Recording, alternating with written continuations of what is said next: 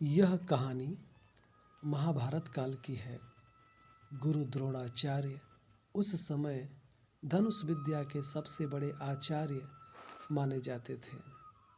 गुरु द्रोणाचार्य पांडवों और कौरवों के गुरु थे। उन्हें धनुष विद्या का ज्ञान देते थे।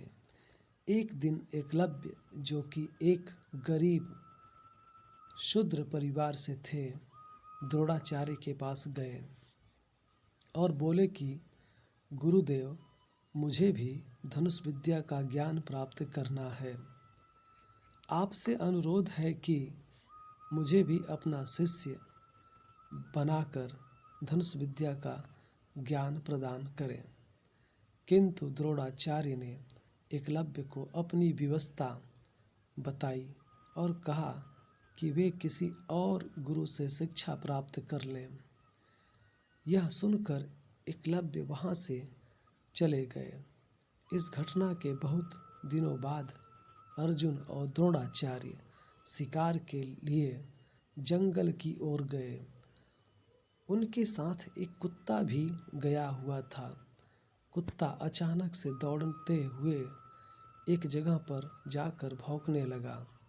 वह काफ़ी देर तक भौंकता रहा और फिर अचानक ही भौंकना बंद कर दिया। अर्जुन और गुरुदेव को यह कुछ अजीब लगा और वे उस स्थान की ओर बढ़ गए जहाँ से कुत्ते की भौंकने की आवाज़ आ रही थी।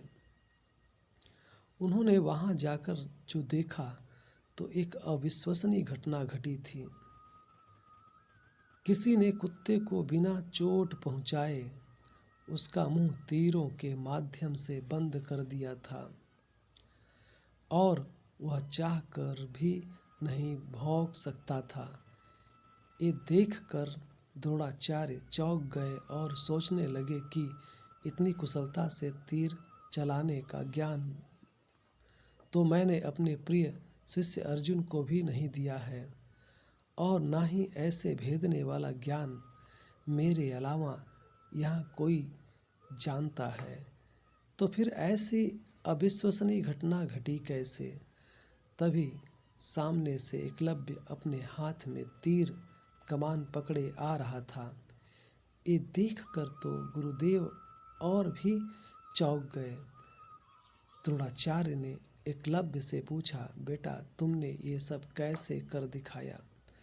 तब एकलव्य ने कहा, गुरुदेव, मैंने यहाँ आपकी मूर्ति बनाई है और रोज इसकी वंदना करने के पश्चात इसके समक्ष कड़ा अभ्यास किया करता हूँ। इसी अभ्यास के चलते मैं आज आपके सामने धनुष पकड़ने के लायक बना हूँ। गुरुदेव ने कहा, तुम धन्य हो, तुम्हारे अभ्यास ने ही तुम्हें इतना श्रेष्ठ धनुषधर बनाया है और आज मैं समझ गया कि अभ्यास ही सबसे बड़ा गुरु है।